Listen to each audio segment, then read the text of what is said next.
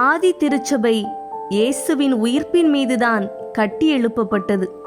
உயிர்ப்பு இல்லாமல் இருந்திருந்தால் இயேசு என்னும் மனிதர் ஒரு தத்துவ ஞானியாய் நிலை பெற்றிருப்பார். கிறிஸ்தவம் என்னும் மதம் தோன்றியிருக்காது.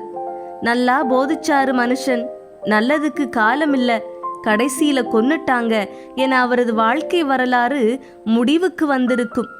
உயிர்ப்புதான் சீடர்களை தனி வாழ்விலிருந்து பணி வாழ்வுக்கு அழைத்து வந்தது. இயேசுவின் மரணம் சீடர்களுக்கு அச்சத்தை விதைத்தது. இயேசுவின் உயிர்ப்பு அவர்களுக்குள் நம்பிக்கையை முளைப்பித்தது. கிறிஸ்துவை பின்பற்றுபவர்களை படுகொலை செய்யும் அந்த தொடக்க கால திருச்சபையில் எப்படி சீடர்களுக்கு அத்தனை துணிச்சல் வந்தது? ஆடையை கூட விட்டுவிட்டு ஓடி ஒளிந்தவர்கள் மேடைகளை ஆக்கிரமித்தது எப்படி? எல்லாவற்றுக்கும் அடிப்படையாயிருப்பது இயேசுவின் உயிர்ப்பின் அனுபவமே. இயேசுவின் உயிர்ப்பு உண்மையிலே நம்மை ஆட்கொண்டிருக்கிறது என்றால் நாம் ஆதி திருச்சபையின் வழிகளுக்கு திரும்ப வேண்டும்.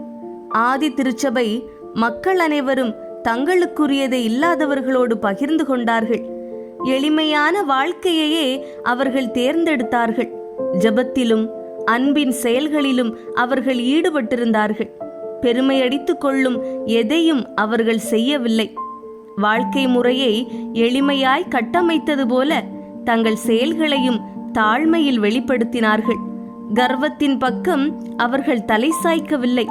பெண் அடிமைத்தன யூத சமூகத்திலிருந்து வெளியே வந்த அந்த சிறு கிறிஸ்தவ குழுக்கள் சமத்துவத்தை பேணின. ஆண்களுக்கு இணையாக பெண்களும் மதிக்கப்பட்டனர். சபைகளில் பணியாற்றினர்.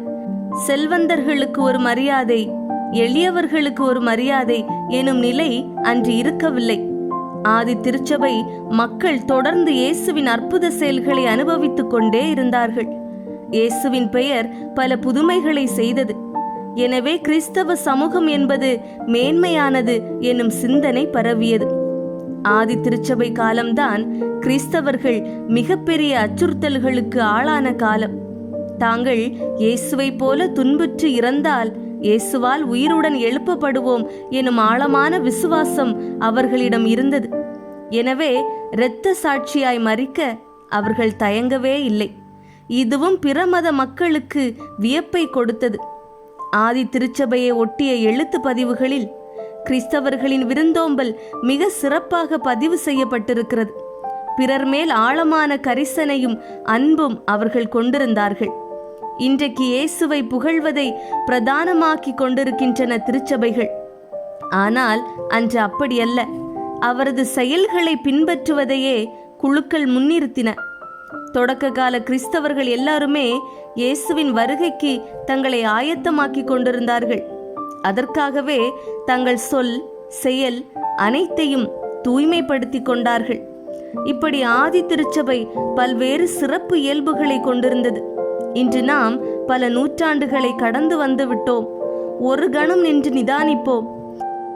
ஆதி திருச்சபை எப்படி வாழ்ந்தது, நாம் எப்படி வாழ வேண்டும் எனும் சிந்தனையை கூர்மைப்படுத்துவோம். அன்பின் அடித்தளத்தில் நம் வாழ்க்கையை கட்டமைப்போம்.